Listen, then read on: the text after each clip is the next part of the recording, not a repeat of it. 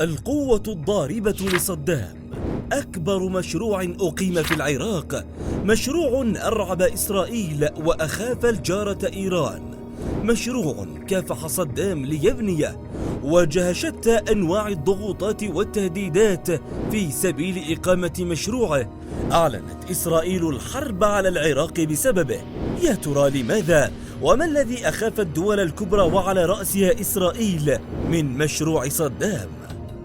المفاعل النووي العراقي سمي بالأخوين تموز ومفاعل تموز أو مفاعل أوزيراك. تم إنشاء المفاعل باتفاق بين رئيس جمهورية فرنسا وبين صدام حسين عندما كان هذا الأخير نائبا للرئيس العراقي.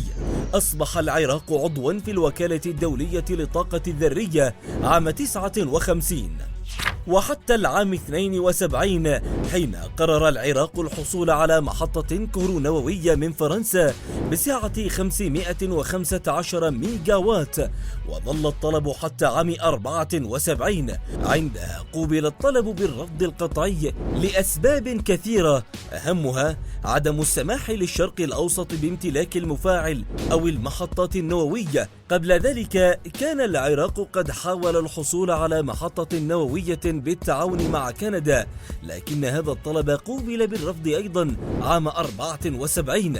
لذا اتجه العراق للخيار الأخير عام 75 وهو نيوكليبراس البرازيلية بسعة 980 ميجا وات، لكن الخبرة الضعيفة لنيوكليبراس وتخصصها داخليا فقط دون تجربة خارجية أفشل محاولة العراق ولم تكتمل العملية.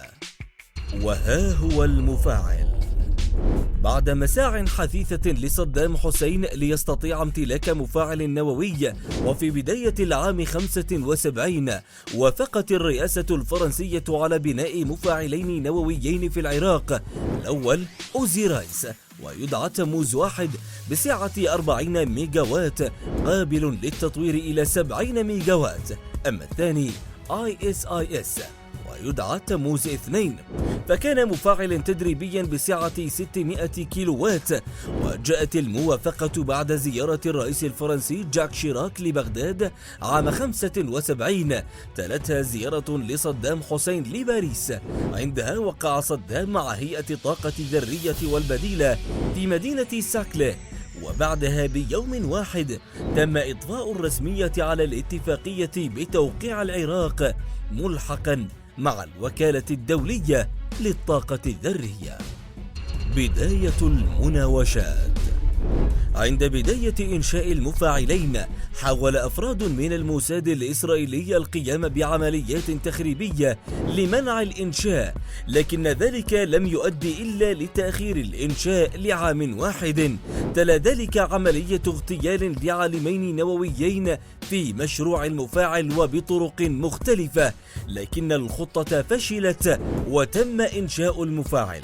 وفي نفس أسبوع توقيع المفاعل النووي كانت إيران قد وقعت مع أمريكا على صفقة شراء طائرات F-16، لكن الصفقة فشلت بعد نجاح الثورة الإسلامية هناك، وقامت إسرائيل بشراء الصفقة وأرسلت 8 من هذه الطائرات لقصف المفاعل النووي في العراق، وتم إطلاق 12 صاروخان منهم فقط من أصابا الهدف.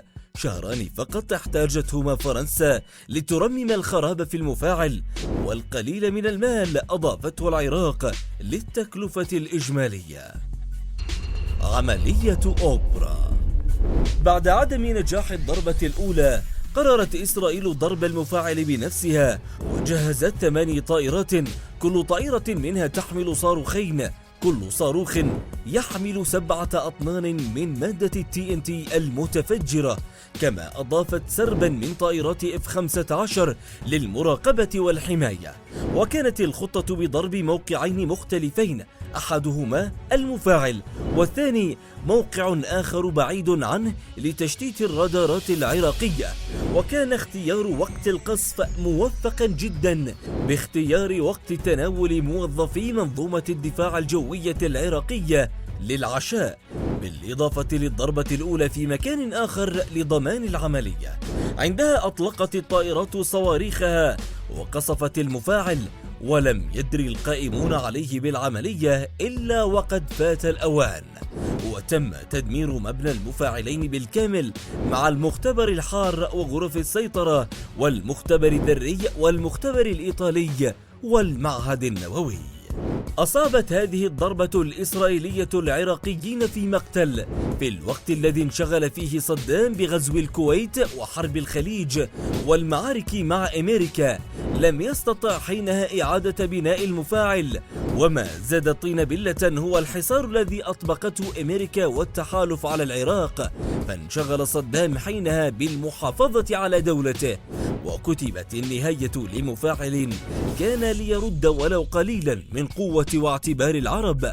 فمن سيجرؤ حاليا على امتلاك مفاعل نووي في الشرق الأوسط بأكمله؟